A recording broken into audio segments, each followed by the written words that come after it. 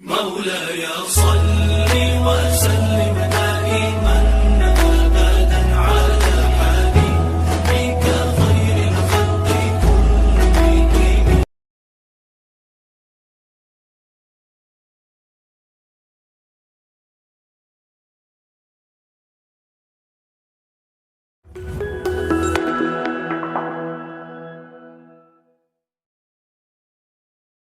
على باب المسابقة الخطابية، وللإحاطة نذكر أنه يقوم بواجب الحكم سماحة فضيلة الشيخ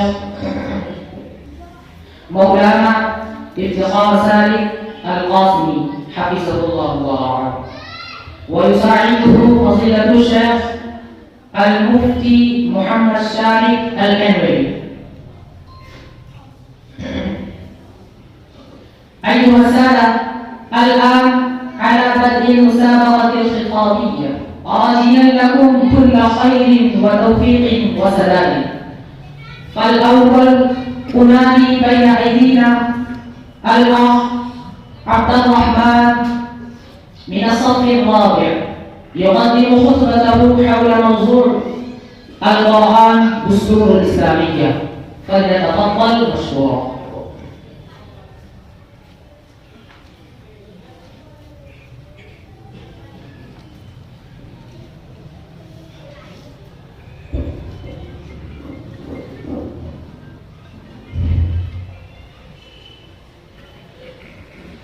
الحمد لله الذي أنزل على عبده محمد النبي الأمي ولم يجعل له عوجا، وأصلي وأسلم على عبده ورسوله وعلى آله وأصحابه أجمعين.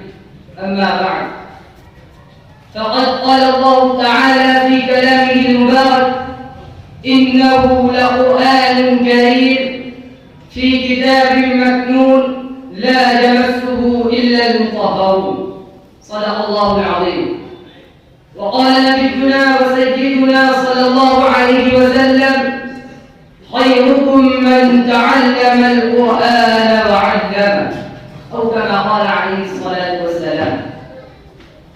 رئيس البرنامج وزملاء الكرام ويا أيها المستمعون، قد تلوت أمامكم آية من القرآن الكريم كما سمعتم الآن، وهكذا قرأت حديث النبي المحترم صلى الله عليه وسلم الذي يظهر خصائص القرآن العظيمة ومرتبة من يشتغل بالقرآن تعلما وتعليما. إخواني في الدروس، إني أود أن أسعد بتبيين فضائل القرآن، وأحظى بأن أكون رطب اللسان بذكره الكريم. أيها الإخوان، هل أنتم تعلمون ما هو القرآن الكريم؟ القرآن هو الكتاب الذي نزل الله عز وجل من السماء إلى الدنيا على عبده الحبيب محمد صلى الله عليه وسلم. القرآن هو الكتاب الذي نزل لهداية الناس إلى الطريق المستقيم.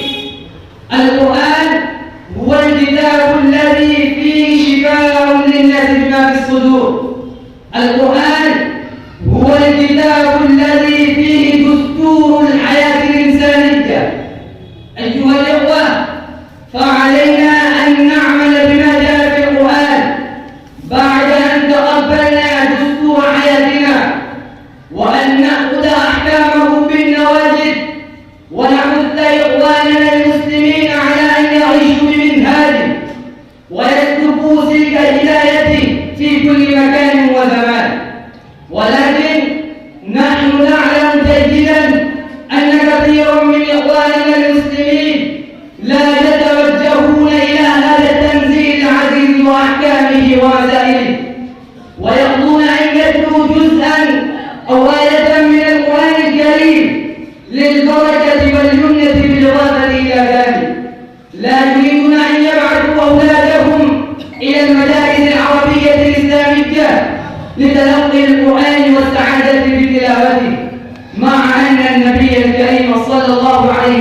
وسلم قال: خيركم من تعلم القرآن وعلمه.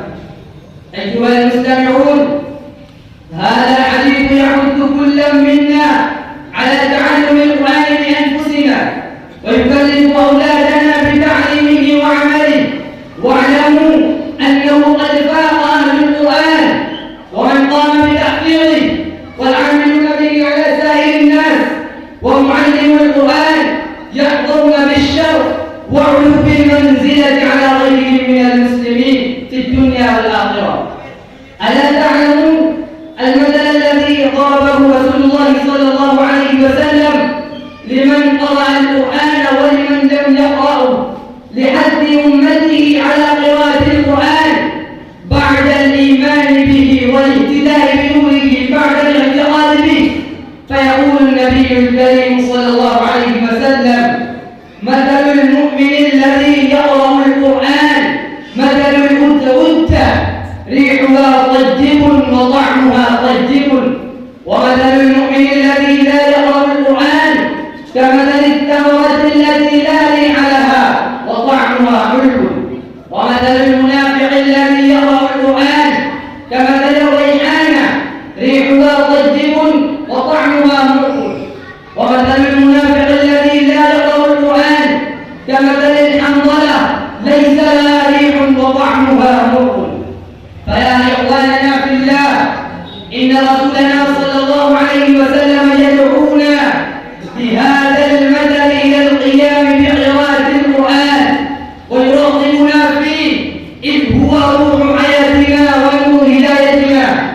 أيها المستمعون، هذا هو القرآن المبارك الذي أعلن الله صيانته وقال في كلامه: إنا نحن نزلنا الذكر وإنا له لحافظون. أيها المستمعون،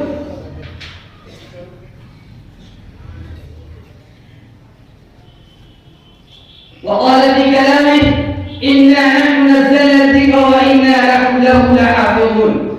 فهل يسكن رجل تحت السماء بعد إعلان هذه الصيانة أن يستطيع ضياعه ودرسه ويطيق محوه ويقتدر على تحريفه وتبديله؟ فيكون الجواب لا، كما أنتم تعلمون. فرأى العالم رأي العين وشاهدت الدنيا كلها ثورة كبيرة ضد هذا الكتاب المقدس في أزمنة مختلفة، ولكن فشلت كل ثورة وبقي هذا الكتاب محفوظا مأمونا مفيضا نورا، ويستمر إن شاء الله هكذا إلى قيام الساعة. ولن تلد رجلا ناعما يستطيع التحريف. وكيف يتوجه الناس إلى المحو والتحريف؟ هذا يبعد عنهم كل البعد، لأنهم لم يستطيعوا ولن يستطيعوا أن يأتوا بمثل سورة من سور القرآن الكريم. والقرآن تحداهم جميعا: لئن اجتمعت الإنس والجن على أن يأتوا بمثل هذا القرآن لا يأتون بمثله ولو كان بعضهم لبعض ظهيرا. وقال في موضع آخر: فأتوا بسورة من مثله وادعوا شهداءكم من دون الله إن كنتم صادقين.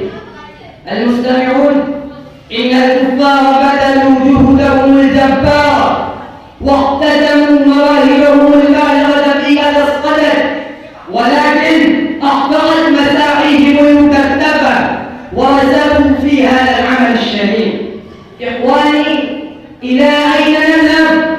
كم مدة يتغافل عن القرآن؟ متى نلتفت إلى الله وإلى كلامه؟ تعالوا إلى كلمة التوحيد فنتضامن ونتوحد ونكون محببين لدى الله. وبذا أختتم كلامي وما علينا إلا